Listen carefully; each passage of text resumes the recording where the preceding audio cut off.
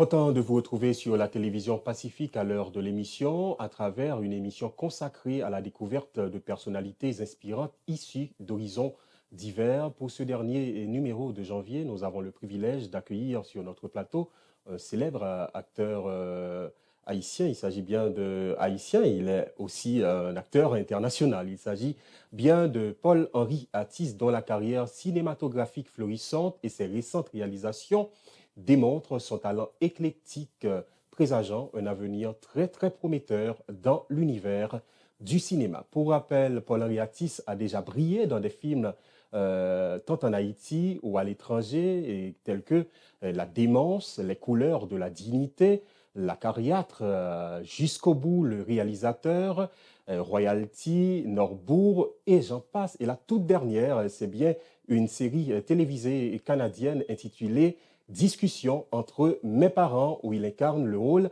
d'inspecteur de police. Paul-Henri, je ne crois pas avoir tout dit. Bonsoir, bienvenue sur notre plateau.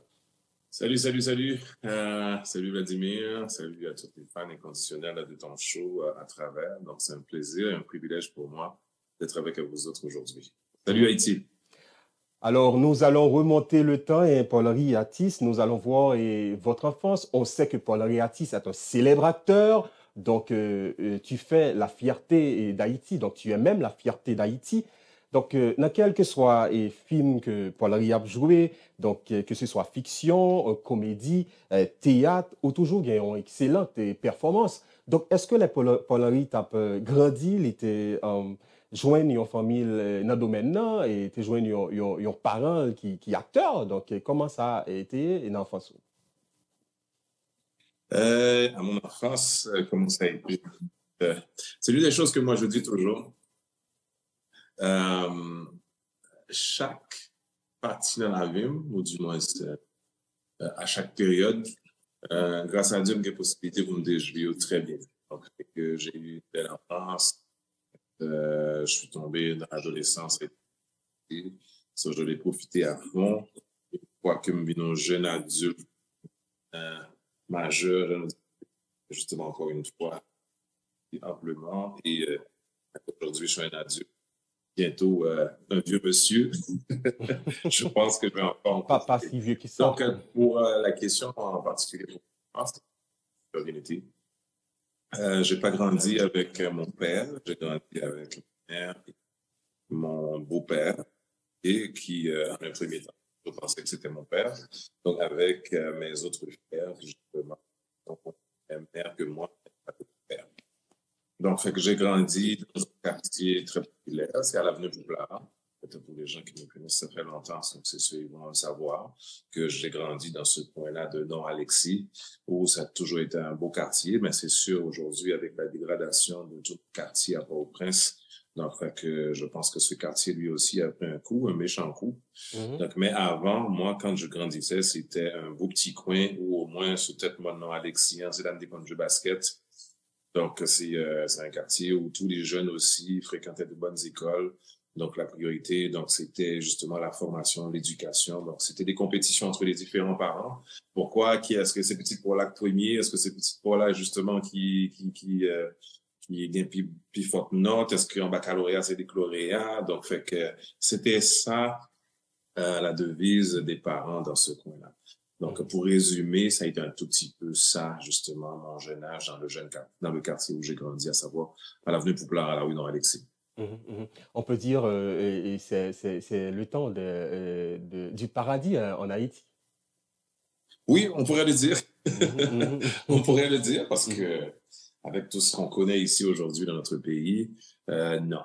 Ce qui est intéressant, c'est que à chaque période où il y a l'impression de chaque génération, dit n'entend pas mon cher, l'obtenir des grands-parents, mais comme parler, on dirait pour le pas de concert, payer un pas de concert.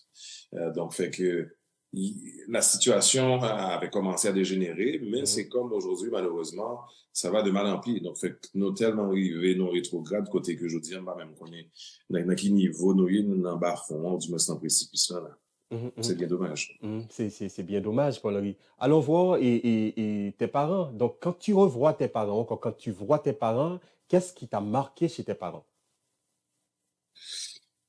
En plus, il n'y a même pas longtemps, justement, j'ai eu cette discussion avec quelques amis. En plus, il y a un show à Montréal qui vient tout juste d'être diffusé, justement, sur Radio-Canada, qui s'appelle La Kaino, justement, qui mettait l'emphase sur les valeurs de nos parents haïtiens. Donc, fait que moi, ce qui m'a toujours attiré, c'était la priorité pour mes parents, ça a toujours été l'éducation, à tout point de vue, OK? Donc, c'est comme, par exemple, ma mère, je me rappelle, j'avais 17 ans, OK? J'ai commencé à fréquenter une petite fille. Et puis, ma mère, elle s'est opposée catégoriquement pour dire non, pas question, par exemple, nous, nous déménage là, pas avant, on fait une philo. Donc, peut-être dans l'université, si tout marche bien, ou à vos ménages, mais pour le moment, pas question.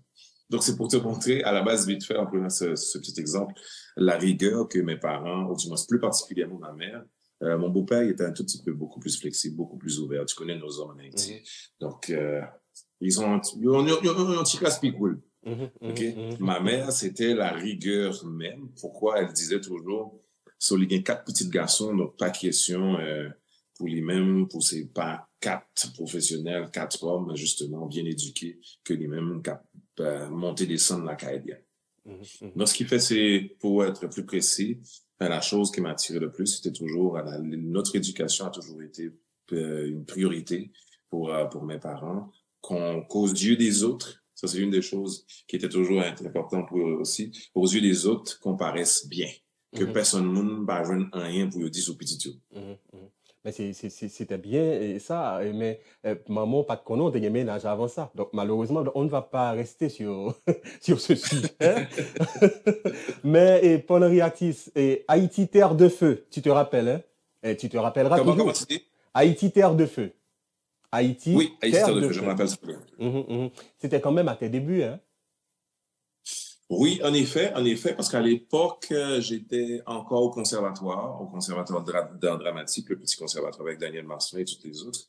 À l'époque, Yol commençait ses spectacles, ok, parce que il y avait un tout premier avant Haïti Terre de Feu, c'était Femme, si je ne m'abuse. Ouais, parce que le tout premier spectacle de Yol des Roses, c'était Femme, où j'avais joué aussi, mais j'avais pas joué physiquement, mais j'avais prêté ma voix justement pour commencer le spectacle.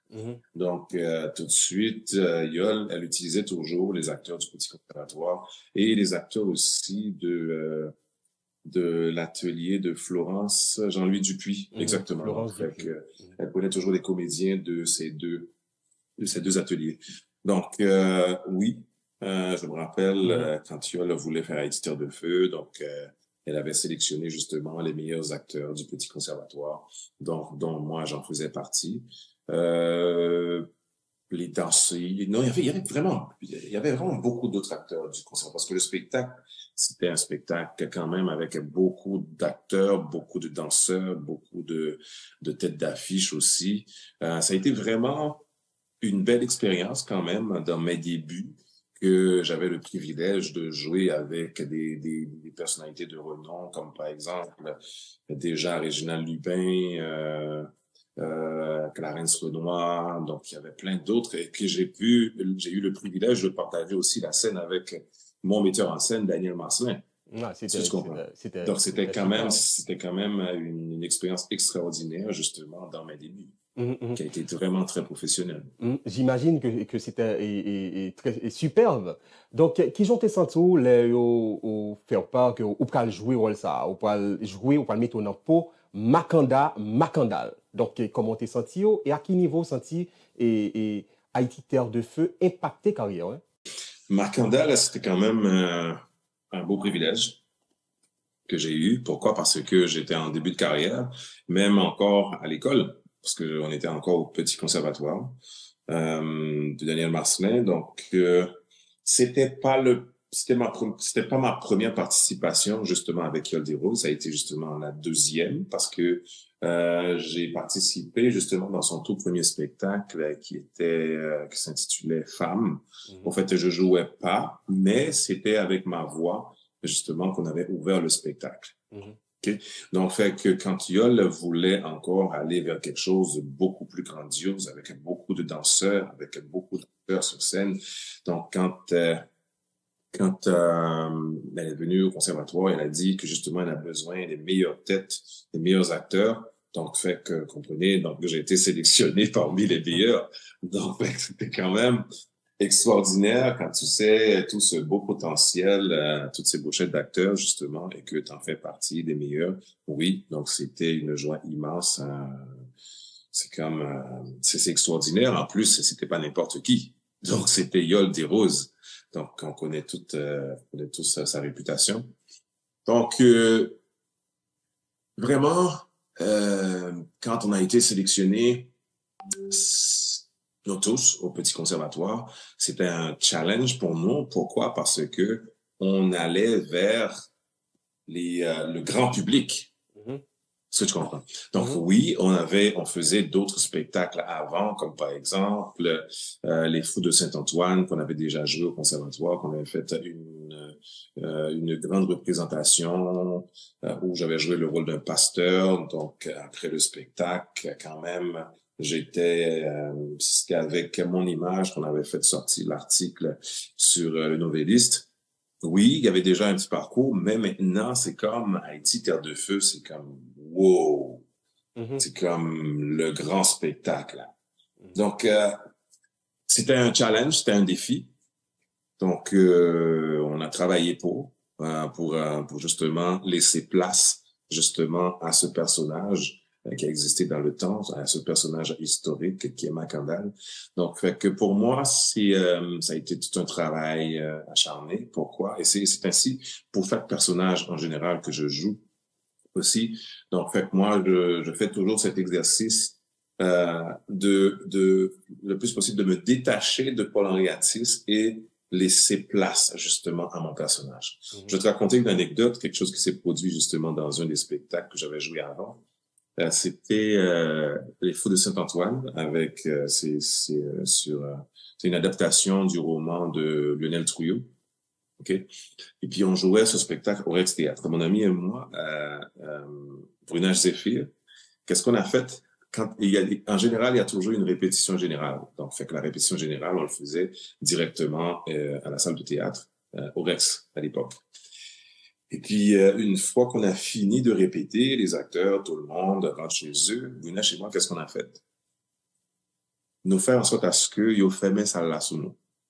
Donc, joue ça, nous dormirex, moi, ma Brunage, de manière à ce que pour qu'on laisse les esprits de la salle, qu'on laisse notre corps, qu'on laisse place aux esprits, au génie de la salle pour qu'ils puissent venir nous visiter. Est-ce que tu t'imagines? On était jeunes, là, donc, fait, 19, 20 ans. Des passionnés, hein. Passionnés. Donc, on était des fous, même. Je veux dire, nous fermer nos rex en pensant qu'on va laisser la place au génie qui existe dans cette place pour qu'ils puissent venir nous visiter. Mais bizarrement, est-ce que tu sais, c'est Brunage et moi qui ont fait les têtes d'affiche du spectacle. Quand l'article est sorti au Novelliste, il y avait Brunage et moi qui étaient sur l'affiche. Ah, super! C'est comme les chrétiens. Est-ce que tu t'imagines? Parce que même Brunage, à un certain moment, parce que moi, je jouais le rôle de pasteur où bon côté me tomber Saint-Esprit dans le texte, victoire sur la bête immonde qui rôdait les trois, en quête de l'innocence du nouveau-né, victoire sur le tambour qui extirpait de nos tripes, la danse de sang, la danse de mort, et les Brunage blancs en bas. Amen, amen. Même lui, après, il me dit, yo, putain, on dirait. Ah non, mais c'est comme... Il sentait une force qui manifestait dans tout ce qu'on faisait. C'est comme... C'était extraordinaire. C'est comme un chrétien captant le Saint-Esprit descend. Donc, j'imagine que c'était vraiment grandiose. Yes, Saint-Esprit descend, je vois. Non, j'imagine, parce que là, dans l'histoire là, donc c'est deux passionnés.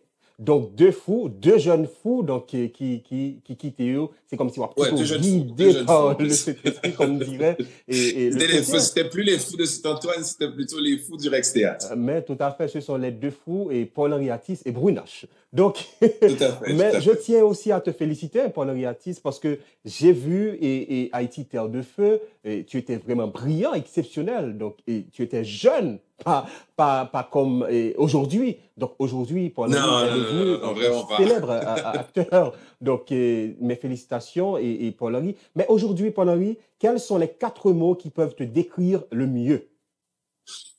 Mais, vite fait, on pourrait dire, moi, j'ai toujours été quelqu'un de passionné dans tout ce que je fais. Je suis quelqu'un de très humaniste aussi. OK?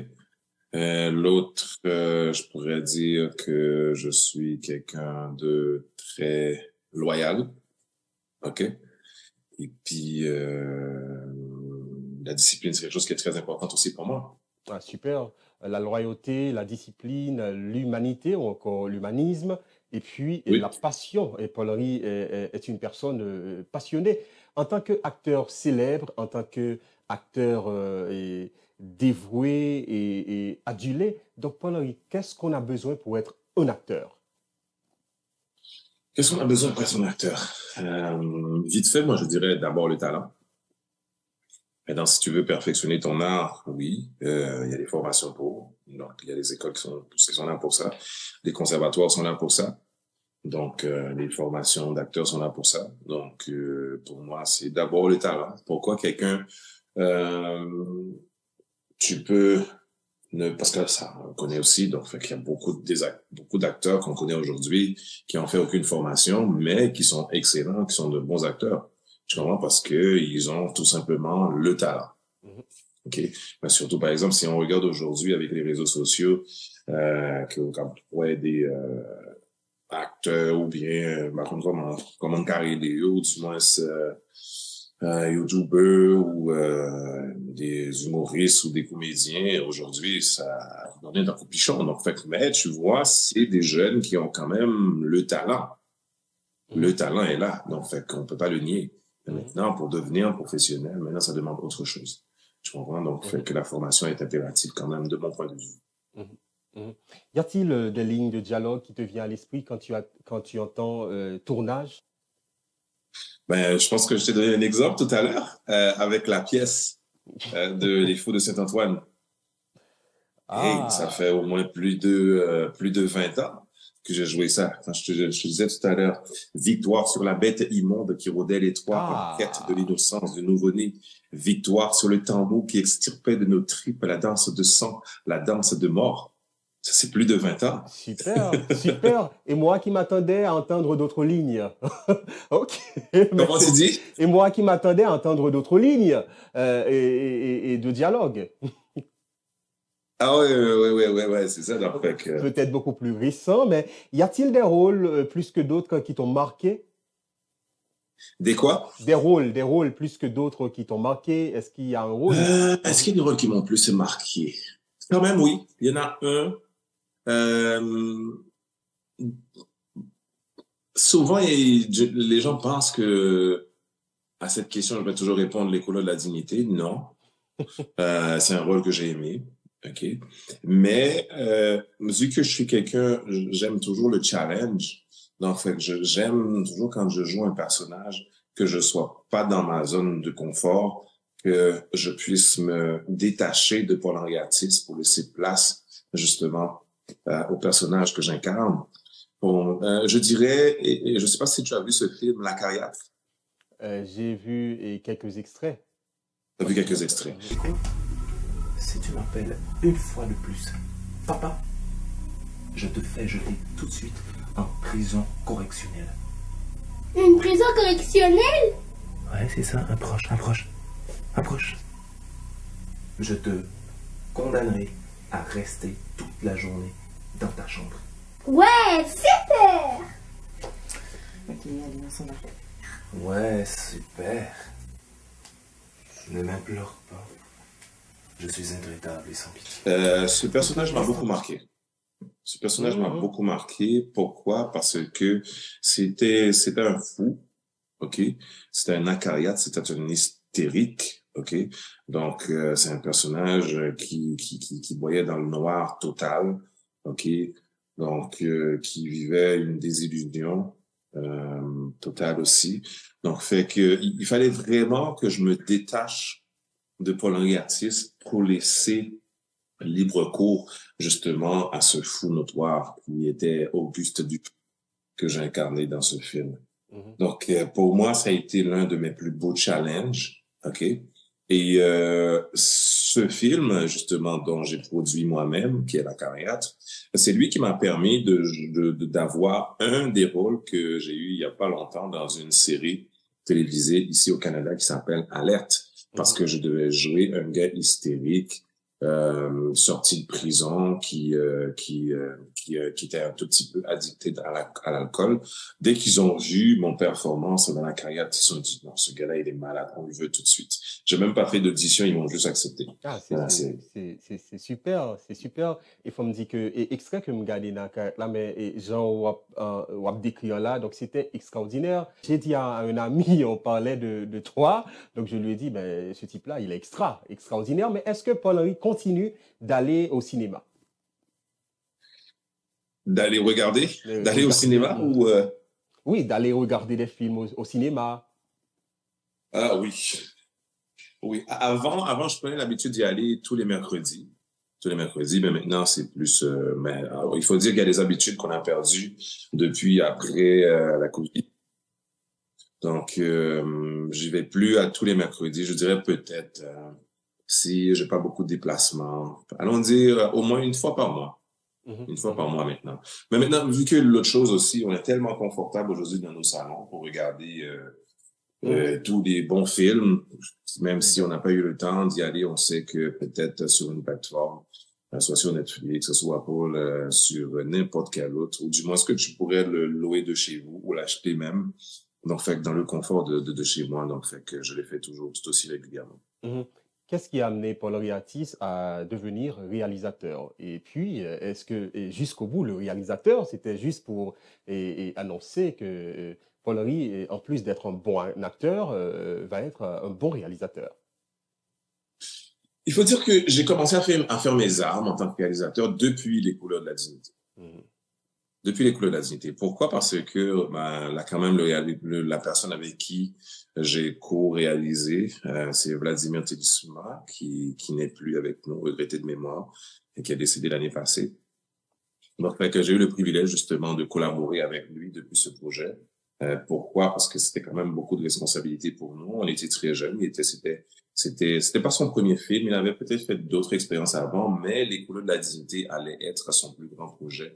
Donc, qu'elle va travailler dessus comme réalisateur. Donc, il m'avait demandé mon support et à l'époque, Communication Plus, qui produisait le film. Donc, c'était signé, j'avais signé avec eux autres que j'allais co-réaliser, mais on va laisser le titre de réalisateur justement à Vladimir Télissima. Donc, fait que à l'époque, moi, j'étais très ouvert à ce niveau-là, j'avais pas de problème, mais j'avais dit, il suffit que vous me payiez pour... Il n'y a pas de problème. Le titre n'apporte pas l'argent. Ah! donc, fait que depuis Les Couleurs de la Dignité, comme j'ai dit, justement, j'avais déjà commencé à prendre goût au niveau de la réalisation.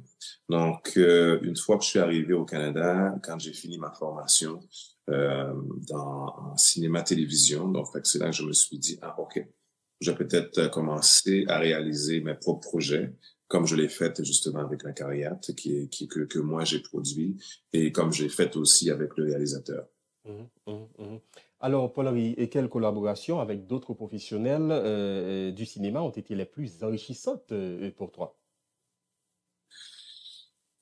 Je vous dirais d'abord, c'est toutes de belles expériences, vraiment, vraiment, à différents niveaux.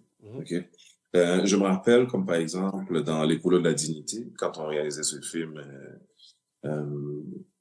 c'était l'ambiance, ça m'a toujours marqué. On n'était pas nombreux au niveau de l'équipe, parce qu'il y avait à l'époque Jean Valmé, regretter de mémoire aussi. Dès que tu commences à dire regretter de mémoire, quand tu parles, ça veut dire que tu vieillis. Ah, bon, pas aussi Je vieux que commence à ça, m'en hein. rendre compte. Pas aussi vieux que ça, hein. Comment? Pas aussi vieux que ça, hein. Quand même, quand tu commences à parler de beaucoup de collaborateurs et puis tu dis regretter de mémoire, c'est Et, il y a beaucoup de gens autour de moi qui sont partis. Donc, ça veut dire que tu commences à vieillir. pas de l'argent là et on a les sous question. Pas de l'argent. Oui, OK. Donc, il y avait Jean Valmé, qui était l'ancien propriétaire et directeur de Téléstar à l'époque. Et puis, il y avait moi, Vladimir. Et puis, on était les trois, côté technique. Puis, nous, les acteurs. Donc, nous, les acteurs, on faisait tout. On faisait nos propres maquillages pour costumes. C'est nous qui faisions nos affaires. Je me rappelle, Bobby et moi, Boussico, tout particulièrement. À cet moment, à chaque moment que Valmé va dire un shot, me dit pause.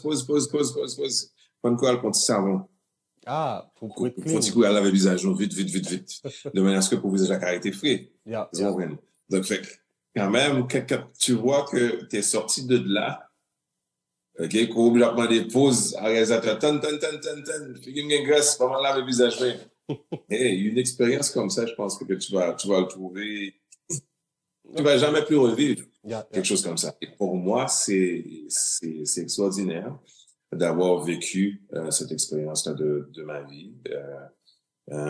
Des fois, je dis, hey, aujourd'hui, si je suis capable de jouer sur des grands plateaux internationaux, hey, quand je vois là où je suis sorti, pour arriver là où je suis aujourd'hui, oui, pour moi, une expérience comme ça dans l'école de la dignité va toujours me marquer, je vais toujours me rappeler. Donc, oui, ça, c'est l'une des expériences qui m'a marqué. Ensuite, si je prends un autre film encore qui a été super intéressant, l'expérience, c'était avec Chocolat. Ah, Chocolat. Okay. Oui, qui a été... il y avait une compétition de fou sur le plateau entre les différents antagonistes. Je me rappelle Andy, il y avait Réginald Poulard, il y avait l'autre aussi qui avait joué dans l'école de la dignité, je me rappelle plus son nom. Donc, fait que c'était une compétition pour savoir exactement de nos quatre qui le public allait choisir quand le film va sortir. Ah. Donc, c'était quatre flâneurs qui étaient dans le film. Oui, on avait nos différentes situations dans le film, mais c'était quatre flâneurs, donc quatre amoureux. Donc, c'est qui le public va choisir. Ah, c'était un véritable challenge, un très beau challenge, on peut dire. Véritable challenge. À chaque fois que le film jouait, OK, on allait dans les salles de spectacle ou dans les salles de cinéma, justement, pour voir la réaction des gens. Puis, à chaque fois qu'ils rentrent en scène, OK, pour qui le public va beaucoup plus réagir. Est-ce qu'il y a bien plus bon applaudissement, puis exactement. Mais c'est beau, hein, c'était beau. J'imagine que c'était beau. Hein. C'était vraiment de belles expériences. Vraiment belle expérience. Donc, c'est pour ça que j'avais dit dès le début, moi, je pense que chaque étape de ma vie, je les ai profitées à fond. Et j'ai une phrase magique que je dis toujours, je n'ai rien pour me regretter dans la vie. Je n'ai rien à regretter à ma mort. C'est super. Donc, il faut toujours vivre les moments présents, ou encore le moment présent. Donc, pas quitter rien pour demain. Chaque jour vivre. Donc, c'est mieux que profiter. Et c'est bien que tu n'as rien à regretter. Donc, c'est assez bien, Paul-Henri. Mais comment tu gères, Paul-Henri, la pression et les attentes associées à la célébrité que tu es aujourd'hui? Donc, tout en restant concentré sur ton art. Par contre, il y a une pression à niveau ça. Ah, sérieux? Sérieux, par contre, il y a une pression à niveau ça du tout. Pourquoi? J'ai toujours été une personne simple. Je le reste jusqu'à aujourd'hui et je le resterai. Des fois, je même oublier si je suis artiste. Ah, vraiment? Même mes amis qui sont les plus proches, c'est quand, par exemple, on va sortir, on va à une activité que les gens commencent à dire « Oh! » Même qui a commencé à songer, ben ça nous fait oublier le net, oui. Ah. quand j'appelle, ah non, cette semaine, je suis en tournage ou X période, je ne serai pas disponible parce que je serai en tournage. Même moi, des fois, j'oublie. Pas dans le sens euh,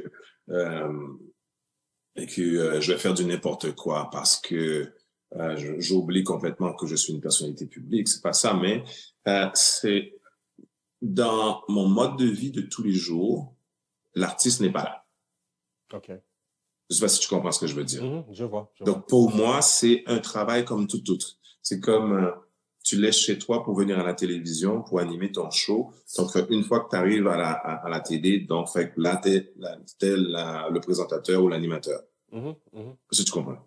Donc, fait, pour moi, c'est toujours la même chose. Donc, là, aujourd'hui, OK, donc, tu interviews l'artiste. OK, aujourd'hui, je suis l'artiste. Mais une fois qu'on a fini, mon gars, écoute, non. Moi, j'oublie cette affaire que j'étais un artiste. Je suis dans la maison comme tout individu normal. Est-ce que tu comprends? Je vais pas sortir à l'idée, je vais m'habiller parce que je suis un artiste. Je vais pas, une fois que j'arrive à une place, il y a une photo de quoi que je vais regarder. Ah, parce que c'est l'artiste qui est là. Non, mon gars. Je vis pas avec cette pression. C'est super. Pour ça, comme par exemple, même mon agent, souvent, elle me dit... Hey, les gens demandent toujours pour toi, ils disent on te voit pas, on te voit juste seulement dans les films, etc. Mais dans les activités, t'es jamais là. J'ai dit, mais écoute, je vais faire quoi exactement? Moi, pour moi, c'est un travail comme tout autre. Donc, fait que oui, s'il y a un film, j'ai vu un trailer, un film qui sort, j'ai le goût d'aller le regarder. Oui, je vais peut-être demander à ce qu'on m'envoie une invitation pour participer, mais c'est pas dans le but que je dois créer une présence en tant qu'artiste. Non. Ça m'intéresse vraiment pas. C'est pour ça, peut-être même sur mes pages de réseaux sociaux, vous allez jamais voir comme par exemple, je rentre en Haïti et que j'annonce aux gens, ah, je suis en Haïti, ah, je suis à Miami, ah, je suis à New York, ah, je suis à Paris. Non, tu vas jamais voir ça. Des fois, même les gens au Canada me demandent, tu vis toujours au Canada ou tu vis où exactement? Non. Ils savent même pas. C'est super, mais il fallait ajouter humilité parmi les mots que je t'avais demandé de mentionner qui pourraient te décrire le mieux. Donc, je vois que l'artiste, l'acteur, le célèbre Paul Henry est un homme humble. Oui, je pourrais emprunter justement. C'est moi pour m'identifier aussi, tout à fait. Super. Y a-t-il des acteurs qui t'inspirent? Donc, il y a des acteurs, et quand tu les vois, tu te dis, celui-là, il m'inspire. Dans mes personnages? Pas forcément, à l'extérieur. Pas forcément. Ah, donc, d'autres acteurs. En général, non. Pourquoi? Parce que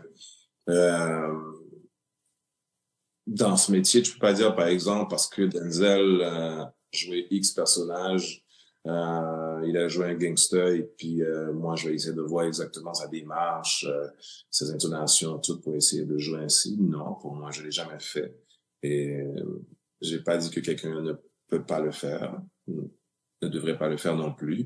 Mais non, comme j'ai dit tout à l'heure, moi, je laisse le libre cours justement au personnage que j'incarne de prendre place. OK?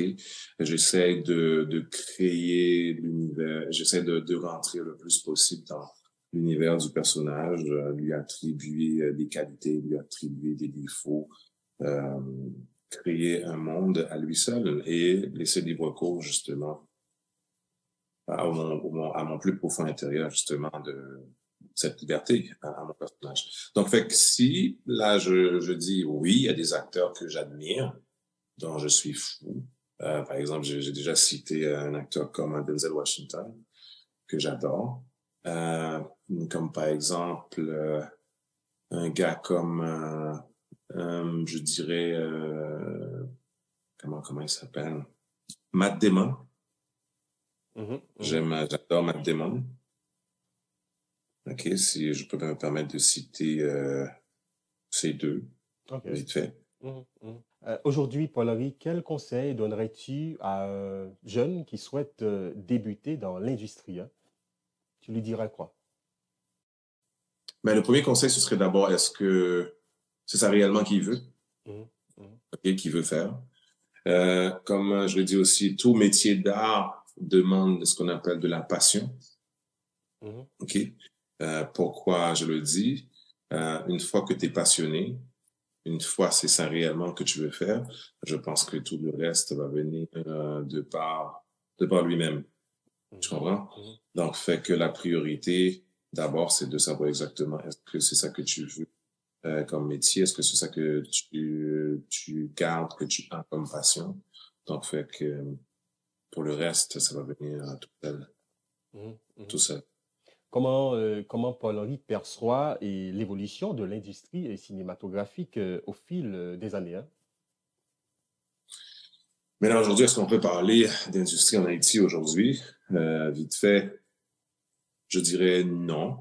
L'industrie, je vais pas dire elle est morte, mais avec tout ce qui se passe chez nous en Haïti, aujourd'hui, il n'y a pas beaucoup de mouvement au niveau de l'industrie. OK? Donc, fait que, il y a quelques acteurs, quelques réalisateurs qui continuent justement à essayer de frayer un chemin, comme par exemple, on a vu pour Kidnapping avec Bruno Moret, justement, qui sont à Sundance, justement, cette semaine. OK? Donc, fait qu'ils ont fait la première du film au Festival Sundance. Ensuite, je crois qu'il y a 2 autres réalisateurs haïtiens qui sont au festival aussi. On a de notre côté notre ami Robinson Lovens, justement, qui continue toujours à produire parce qu'on on a produit le film sur la mort du président Jovenel. OK? C'est moi qui ai coécrit aussi le scénario avec Gary Victor. Donc, fait qu'il y en a quelques-uns qui continuent à travailler, à produire, mais est-ce qu'on peut parler d'une industrie où on sait, comme par exemple, dans X période, il y a X film qui va sortir, tout de suite après, il y a une autre qui s'en vient? Non, pas du tout. Je sais pas depuis quand on a eu un film à l'affiche en Haïti. Donc, je pense pas que tu vas être en mesure de me répondre. Hein, Vladimir? Je ne réponds pas. Non, donc il y en a pas. Je pense que le tout dernier qui a été présenté, je pense que c'était mon film, le réalisateur, c'est vrai. qui a présenté justement un mois avant la COVID. C'était en 2020, si je ne m'abuse. Oui, tout à fait. Donc, fait que depuis lors, je pense pas qu'il y a eu aucune autre représentation de film en Haïti depuis. Donc, fait qu'est-ce qu'on peut parler d'industrie présentement? Moi, je dirais, il n'y a pas beaucoup de mouvements. Il y a discussion entre mes parents, il y a Alerte, il y a aussi Royalty et Norbourg. Donc, oui. Parle-nous de ces expériences-là. Bon, en fait, Loyalty, c'est une série qui a été jouée à Miami, aux États-Unis, qui est sur Amazon Prime. Les 3 autres que tu viens de mentionner, comme par exemple Norbourg. Norbourg, c'est un long métrage. C'est un long métrage, c'est tiré d'une histoire vraie. OK. Un scandale qu'il y a eu en Haïti, pas en Haïti, excuse-moi, non, c'est un réflexe, qui a eu un grand scandale qu'il y a eu au Canada, justement. Donc, c'est l'histoire de Vincent Lacroix, lui qui a escroqué des milliers de gens, qui a escroqué des millions de dollars dans la fraude, justement, au niveau des marchés boursiers financiers. Donc, c'est une histoire vraie. Donc, c'est Vincent Lacroix a fait de la prison, justement, pour cette escroquerie. Donc, fait que moi, dans ce film, j'avais joué le rôle du directeur financier que Vincent Lacroix avait à l'époque, qui était un Africain. Donc, ça a été une très belle expérience aussi parce que ça a été mon tout premier film qui était à l'affiche au Canada dans toutes les salles de cinéma. Alors, donc, pour Norbourg, c'est ça. Et puis, Alerte, c'est une série où j'ai joué dans la 2e saison parce que c'est une série qui a 3 saisons. Donc, fait que moi, j'avais joué dans la 2e saison. La 3e saison, on a terminé. Donc, c'est une série où il y a toujours différents suspects et moi, j'en faisais partie de l'un des suspects qui ont suspecté qui pourrait kidnapper la petite Aurélie. Donc, vu que j'avais fait de la pression justement quand je suis sorti de la prison sur la juge qui s'en chargeait du dossier de mon fils que j'avais pas le droit de voir. Donc, fait que c'est à partir de là qu'on m'a suspecté. À part ça, quelle autre série? Il y a Discussion avec mes parents aussi, qui est une série qui est sortie l'année passée aussi, où j'ai joué le rôle de l'inspecteur, comme tu l'as si bien mentionné déjà. Ensuite, il y a d'autres séries qui sont en train de jouer, comme par exemple, il y a Ma mère, qui joue aussi, où j'ai joué le rôle d'un gardien de sécurité. Il y a une autre qui joue présentement qui s'appelle Révolte, qui joue sur Vidéotron, Club Illico, où je joue le rôle d'un agent de la DPJ. Il y a un autre où je joue un rôle de médecin. Donc, fait que j'ai au moins à peu près entre 2022 à aujourd'hui, au moins 5 à 6 séries en circulation. J'ai dû évoquer ces séries parce que on pense, et j'ai vu sur les réseaux qu'on pense que c'est en discussion entre les parents, c'est l'une des premières séries dans laquelle Paul-Henri a joué.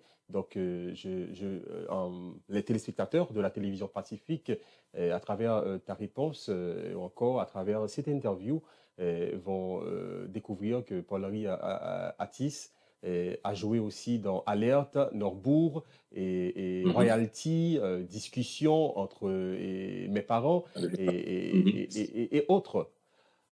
Oui, exactement. Non, mais ce qui arrive, c'est que déjà, vu que moi, à la base, je suis pas un gars de réseaux sociaux, c'est très rare que je partage sur les réseaux. C'est juste, en début d'année, j'ai eu le goût de dire, hey, laisse-moi publier quelques extraits de vidéos. Parce que les extraits, je les ai toujours eus tout de suite après que j'ai fini de jouer. Aussi, la série est déjà en diffusion. Parce que ce qui arrive, tu peux pas les poster tout de suite parce que si la série joue à la télé, donc, fait que, mettons, par exemple, je joue dans la 3e épisode ou je joue dans la 4e épisode, par exemple. Donc, fait que si je diffuse mon extrait, donc, fait que les gens qui sont en train de regarder, ils vont perdre le punch de la série. Est-ce que tu comprends? Par exemple, nous, les acteurs, malheureusement, peu importe qu'on a les extraits, on ne peut pas les diffuser sur les réseaux sociaux. Pourquoi? C'est interdit aussi.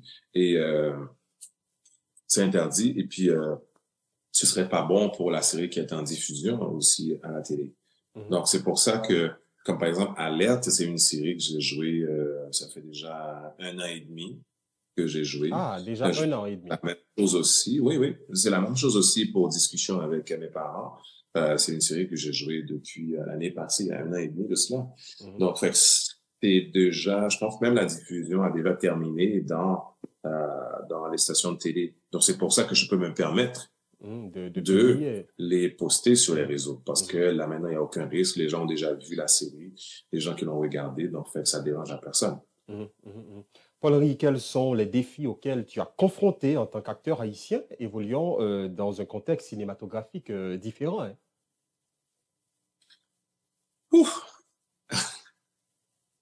Des fois, comment je peux résumer ça? Des fois, par exemple, mettons, je me rappelle sur une série qui est discussion avec mes parents, par exemple, où j'étais sur le plateau Le Seul Noir.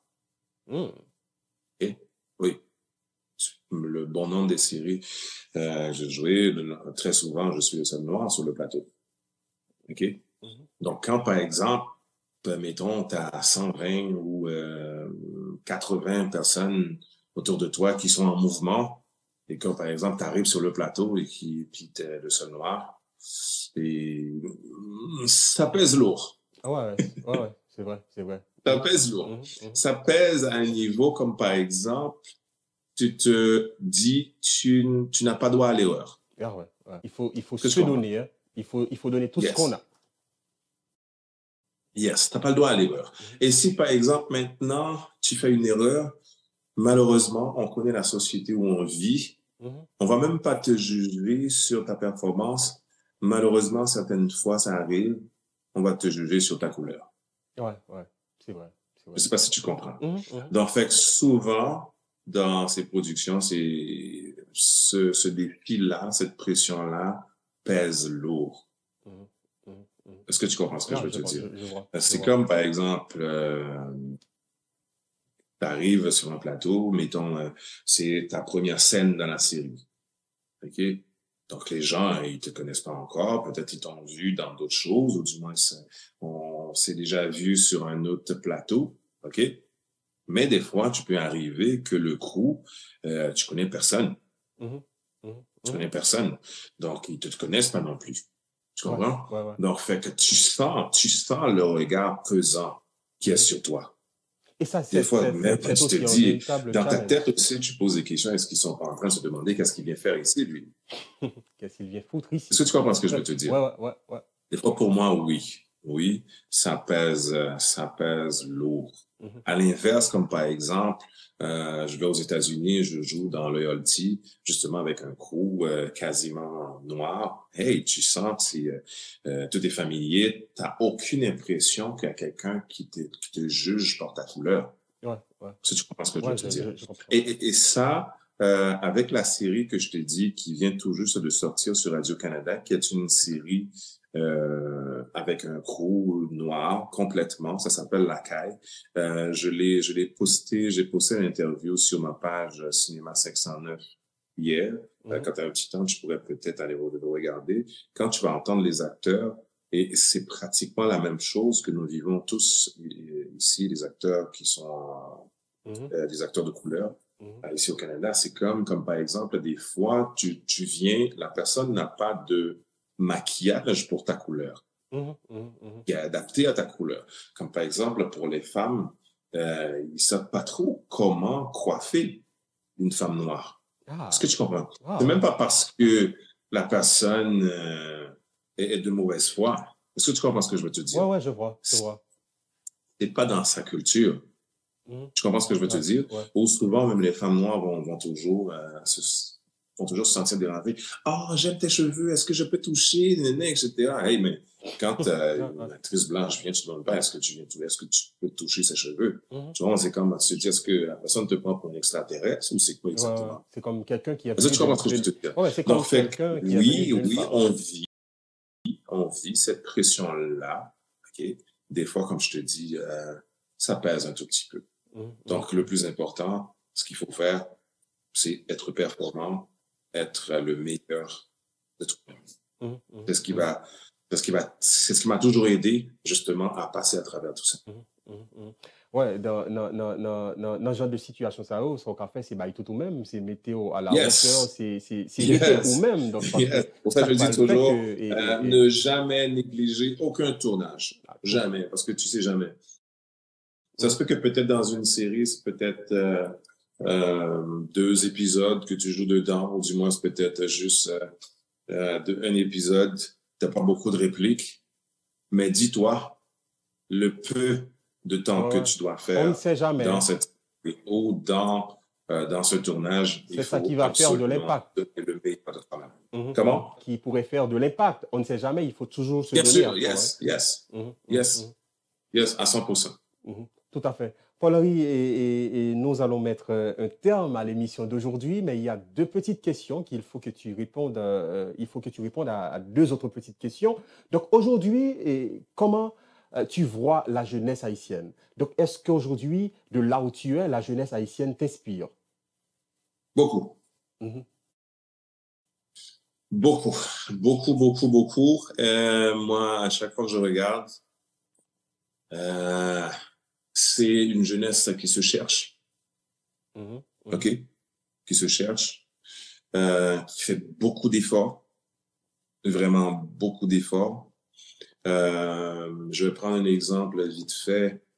Une fille que, à chaque fois que je parle avec elle, que des fois que je vois qui est très critiquée sur les réseaux sociaux, une fille comme Fidnaël, par exemple, qui diffuse beaucoup. Comment? Oui. Oui. OK. Je vais en prendre d'autres, comme par exemple des jeunes comédiens aussi. Et quand je prends comment il s'appelle? Je l'admire tellement. En tout cas, il est du côté de Boston maintenant. OK, bref, pour aller plus direct, sans faire de personnalité, sans citer les noms. Donc, je trouve que c'est une jeunesse qui se cherche beaucoup. Malheureusement, avec tout ce qu'on connaît, ce qui se passe dans notre pays, l'école va fonctionner bien. Quitte école classique, quitte école professionnelle, quitte université. Donc, fait que c'est des jeunes qui sont laissés à eux-mêmes. Moi, malgré tout, il y a gourmet, OK, pour essayer de frayer un chemin. Pour sortir tête dans sa rue, OK, pour trouver mieux. Donc, fait que pour moi, sont bons héros. Est-ce que tu comprends? Par exemple, moi, je pourrais dire de mon époque quand même, toute la structure était là. Ouais, ouais, Tu comprends? ouais, ouais. Toute la structure était là. Mais aujourd'hui, ils n'ont rien. Mhm, mhm, mhm. Ils n'ont rien. Yeah, yeah, yeah, yeah. Mais ils sont en train de se battre Ouais, pour trouver un chemin. ouais, ouais, ouais. Ouais, c'est vrai. c'est Moi, vrai. écoute, des fois, je regarde des jeunes en République dominicaine qui font des sacrifices énormes pour s'en sortir. Mais vraiment, moi, je dis, moi, je suis pas autant critique comme peut-être beaucoup le sont. Je pense que c'est une jeunesse qui se cherche, qui a besoin d'être encadrée, qui a besoin de repères, qui a besoin de modèles, qui a besoin que au moins qu'il y ait une structure Il y a une... pour que Mhm. l'avenir soit plus ou moins prometteur. Une jeunesse qui cherche une porte de sortie. Et malheureusement, et jusqu'à présent, cette porte reste est fermée, si on peut le dire ainsi. Paul-Henri, quelles sont les perspectives de l'avenir ou encore à quand un autre film de Paul Riatis? À quand un autre film? Il y a le film qu'on a fait pour à l'occasion de la mort du président Jovenel Moïse, July 7, qui doit sortir cette année. Okay. On n'a pas encore la date fixe, mais ça sort cette année. Ça, c'est sûr. Ensuite, je sais aussi, il y a un autre film que j'ai tourné à Miami il n'y a pas longtemps, qui doit sortir bientôt aussi. Ensuite, ici au Canada, il y a d'autres projets dont j'ai participé pendant cet été qui vont sortir aussi cette année, soit à la télé ou dans les salles de cinéma. Donc, en termes de perspective, je dirais, maintenant, je travaille un tout petit peu plus sur mon anglais. Ah, parce que j'aimerais bien faire le move aux États-Unis. super. C'est un projet que je travaille là-dessus, ça fait un bout. Je voulais même acheter un condo à Atlanta, justement m'installer pour que je puisse... parce que ce qui arrive, c'est qu'ici au Canada, quand c'est l'hiver, on n'a pas beaucoup de contrats. Tu comprends, à cause du froid. Donc, fait qu'on travaille pas beaucoup. Donc, fait que c'est la période morte pour nous, les acteurs, dans le milieu cinématographique. Donc, c'est la période morte. Donc, fait que ça va recommencer. Les mouvements vont recommencer à partir avril, mai, à peu près. OK? Oui, si tu as un projet qui a tourné exclusivement dans les studios, oui, c'est correct. En plus, c'est une série. C'est quand même de manière personnelle. Travailler. Comment? C'est ce qui est de manière personnelle. Donc, tu apprends maintenant l'anglais, donc c'est assez bien. Bon, perfectionner, si je le dis ainsi, pour que je sois un petit peu plus fluent, pour jouer, pour incarner les personnages. Donc, c'est impératif que, pour moi, c'est très important que je sois capable de jouer en anglais, tout comme je joue aussi bien en français. Est-ce que tu comprends? C'est sûr, je vais toujours jouer avec un accent, mais j'aimerais que ce soit vraiment fluent. Donc, c'est perspective PAM pour année ça. Je sais pas si je vais faire le move aussi cette année, mais c'est quelque chose dont je travaille dessus depuis il y a 2 ans de cela. Donc, pour que une fois que c'est l'hiver, que je sois aux États-Unis justement pour jouer, et quand c'est l'été, je pourrais toujours venir au Canada justement continuer à jouer. Donc, fait que je serai aux 2 places. Aux États-Unis et ainsi au Canada, ici au Canada. Valérie, est-ce que tu sais que tu es très aimé et par les Haïtiens, notamment? Hein?